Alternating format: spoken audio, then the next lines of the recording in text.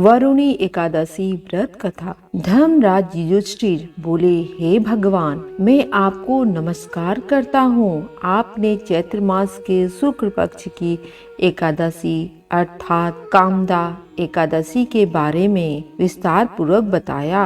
अब आप कृपा करके वैशाख कृष्ण एकादशी का क्या नाम है तथा इसकी विधि एवं महत्मय क्या है। भगवान श्री कृष्ण ने कहा, हे राजेश्वर, मैं वैशाख मास के कृष्ण पक्ष की एकादशी को वरुणी एकादशी के नाम से जाना जाता है। यह सौभाग्य देने वाली, सब पापों को नष्ट करने वाली तथा अंत में मोक्ष देने वाली है। इसकी महत्मय कथा आपसे कहता हूँ। प्राचीन काल में नर्मदा नदी के तट पर मानधता नामक राजा राज करते थे। वह अत्यंत दानशील तथा तपस्वी थे।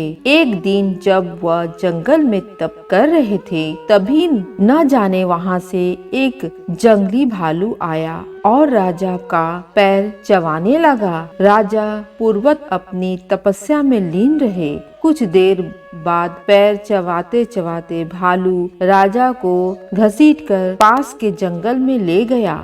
राजा बहुत घबराया, मगर तपस धर्म अनुकूल उनके क्रोध और हिंसा न करके भगवान विष्णु से प्रार्थना की। करुणा भाव से भगवान विष्णु को पुकारा। उनकी पुकार सुनकर भगवान श्री हरि विष्णु प्रकट हुए और उन्होंने चक्र से भालू को मार डाला। राजा का पैर भालू पहले ही खा चुका था। इससे राजा बहुत ही शोकाकुल हुए। उन्होंने दुखी देखकर भगवान विष्णु बोले, हे वत्स, शोक मत करो। तुम मथुरा जाओ और वरुणी एकादशी का व्रत रखना। मेरी वाराह अवतार मूर्ति की पूजा करो। उसके प्रभाव से पुनः सुधिष्ट अंगों वाले हो जाओगे।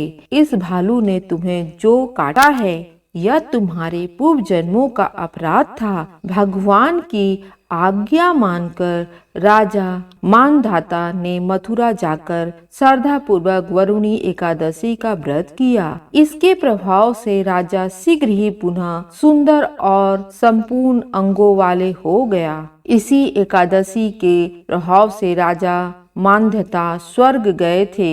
जो भी व्यक्ति भय से पीड़ित है, उसे वरुणी एकादशी का व्रत रखकर भगवान विष्णु का श्रवण करना चाहिए। इस व्रत को करने से समस्त पापों का नाश होकर मोक्ष मिलता है।